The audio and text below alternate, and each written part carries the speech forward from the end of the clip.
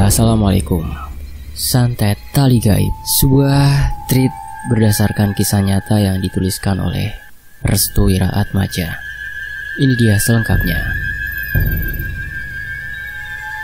Kejadian ini berdasarkan kisah nyata yang dialami oleh Pak Ami dan keluarganya saat mendapatkan serangan santet yang berasal dari tetangganya sendiri. Cirebon 1996. Pak Ami merupakan seorang petani yang memiliki banyak sawah. Bisa dibilang, ia merupakan bos sawah saat itu.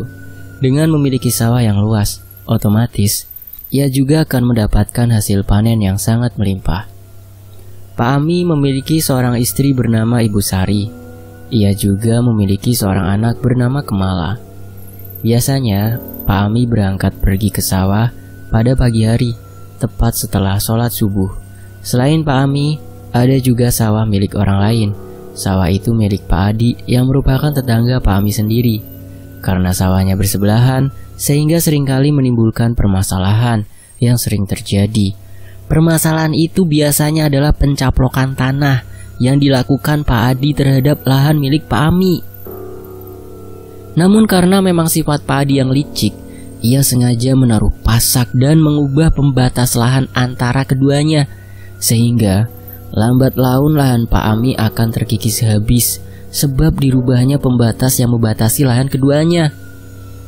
Pak Ami yang melihat tingkah buruk Pak Adi akhirnya kesal. Ia pun meminta penjelasan terhadap pencaplokan lahan yang dilakukan oleh Pak Adi terhadap lahan miliknya. Akan tetapi, Pak Adi bersikeras untuk membela dirinya sendiri. Ia mengatakan jika pembatas itu tidak dirubah dan pasak yang telah menjadi ketetapan sebagai pembatas antar lahan keduanya tidak pernah dipindahkan. Pak Ami tetap tidak percaya. Alhasil, pertengkaran hebat pun terjadi. Keduanya sama-sama memperkuat opininya masing-masing terhadap lahan yang dimilikinya.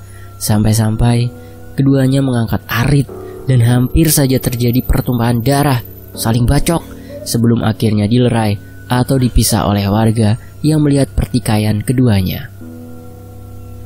Setelah para warga melerai keduanya, Pak Adi tertawa kegirangan. Ia bahkan memaki-maki Pak Ami jika sawahnya akan gagal panen oleh sebab tidak suburnya tanah yang berada di lahan Pak Ami.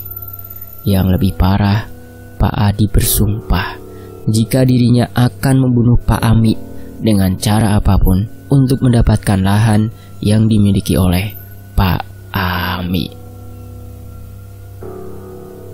Berbeda dengan Pak Adi, Pak Ami justru terdiam dan menghela nafas panjangnya sambil membaca istighfar.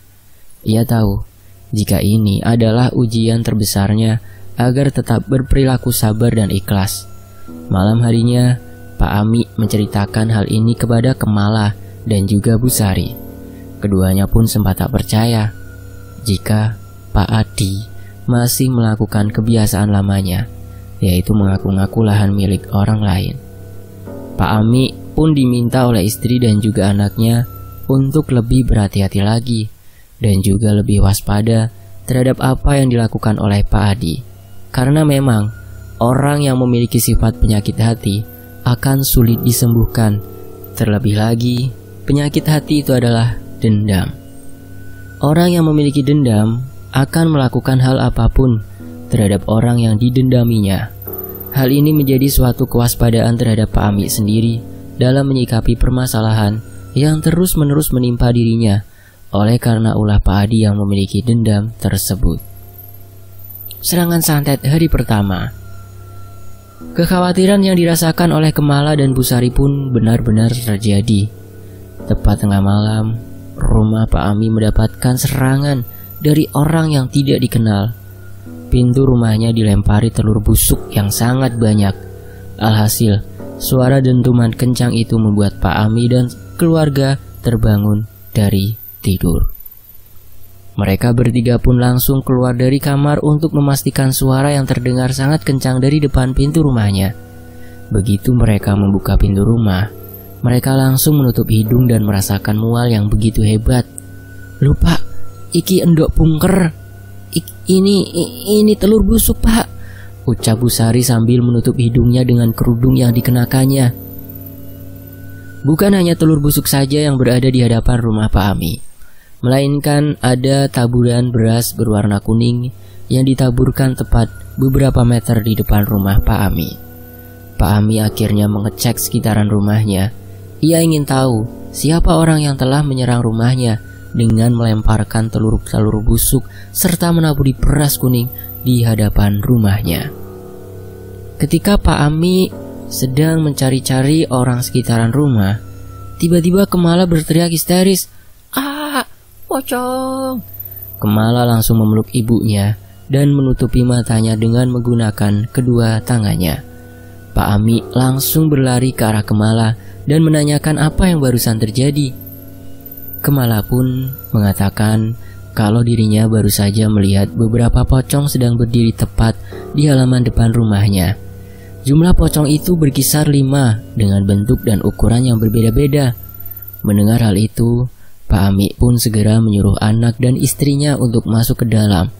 Pak Ami sudah mengira jika orang yang menyerang rumahnya adalah orang terdekat yang berada di sekitaran rumahnya. Malam itu, mereka bertiga tidur dalam satu kamar. Pak Ami dan Busari terus-menerus membaca ayat kursi untuk menenangkan Kemala yang baru saja melihat kelima sosok pocong di depan rumah. Keesokan harinya, seperti biasa Pak Ami mendatangi sawah untuk mengecek lahan miliknya. Namun, baru saja Pak Ami mendatangi sawah, ia terkejut melihat seekor bangkai ayam berwarna hitam yang sudah mati dan ditancapkan di sebuah bambu dekat perbatasan lahan miliknya dan juga Pak Adi.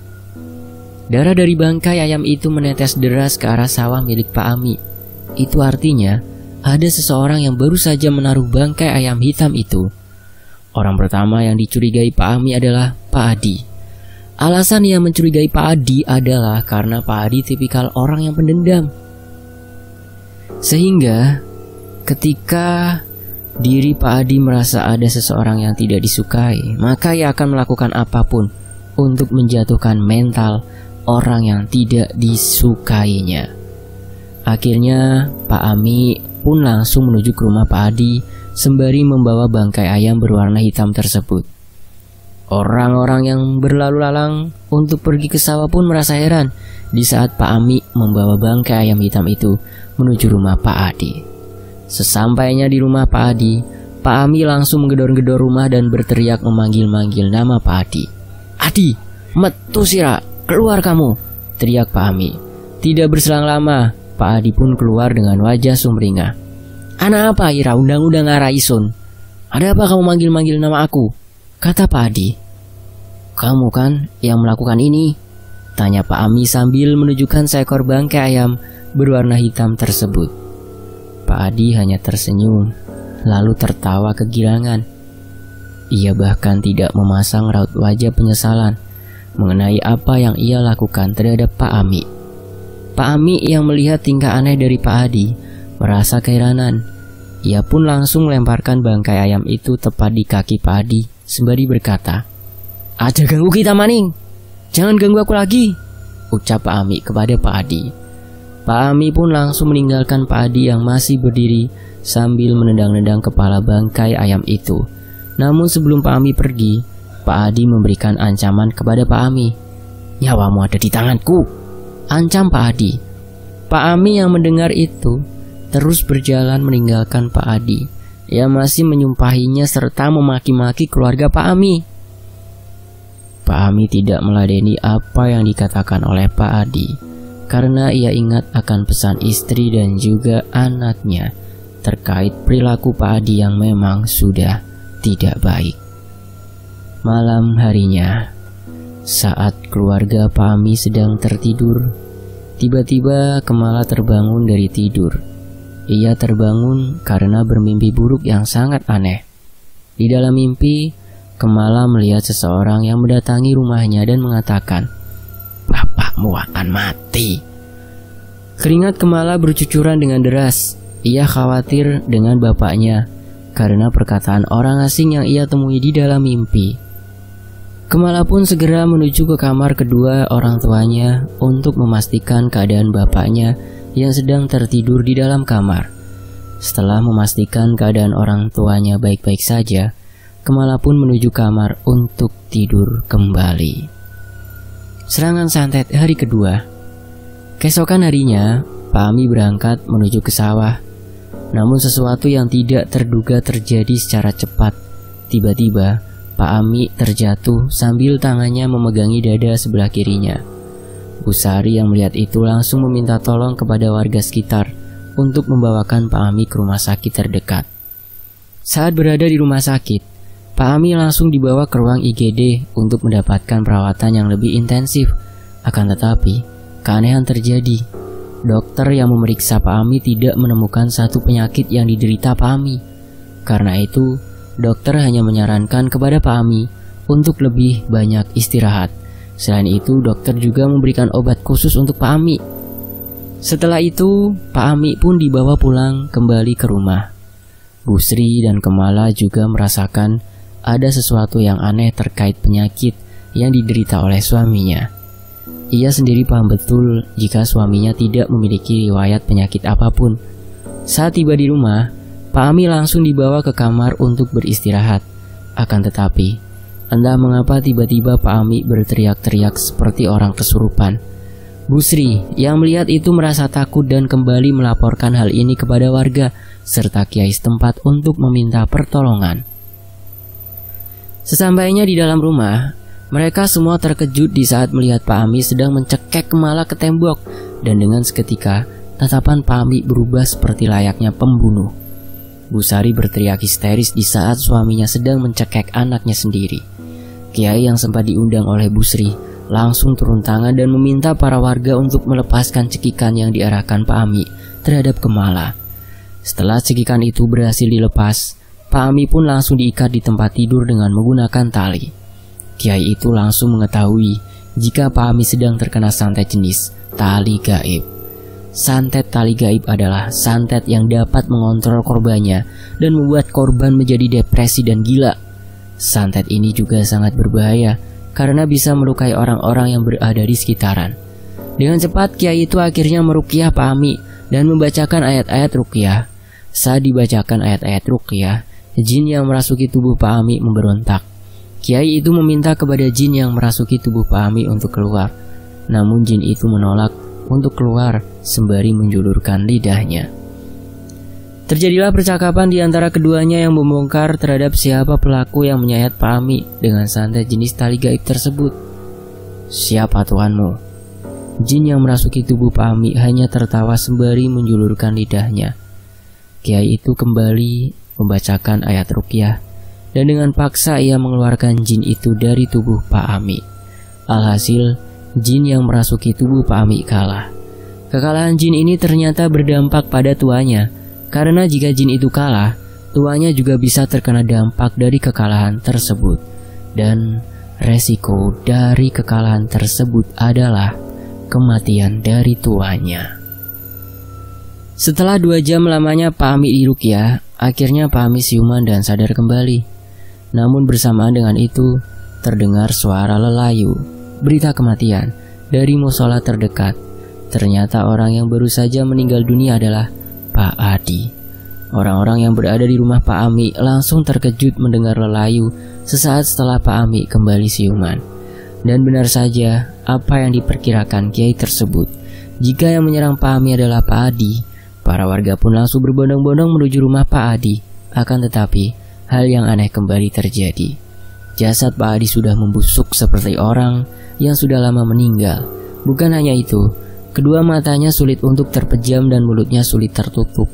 Para warga yang mengetahui itu langsung melaporkan kepada kiai. Atas pemberitahuan itu, kiai itu langsung meminta kepada Pak Ami untuk menuju ke rumah Pak Adi dan melihat langsung kondisi Pak Adi. Kiai itu meminta kepada Pak Ami untuk memutuskan apakah Pak Ami mau memaafkan segala kesalahan Pak Adi atau tidak. Dengan kelembutan hati Pak Ami, ia pun memaafkan segala kesalahan Pak Adi. Alhasil, kedua mata Pak Adi dapat dipejamkan dan mulutnya dapat ditutup. Semenjak saat itu, para warga menjadi takut akan dampak dari sifat dendam yang bisa menyulitkan kehidupan seseorang, bahkan maut sekalipun.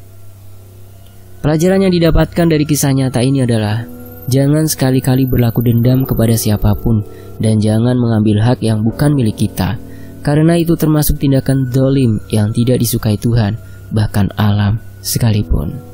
Kisah ini selesai. Terima kasih sudah menyimak kisah ini di sini teman-teman. Dan tentunya makasih untuk penulisnya, Restu Wiratmadja. Sampai jumpa di kisah lainnya. Wassalamualaikum.